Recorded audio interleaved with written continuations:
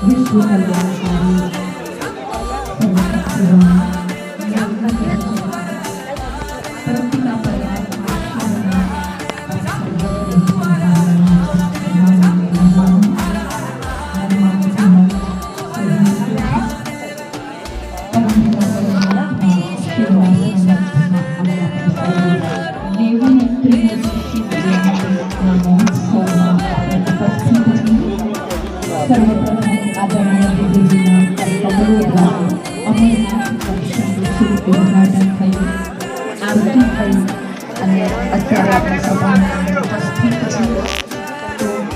આજની આ સભામાં આજના કાર્યક્રમને શરૂ કરતા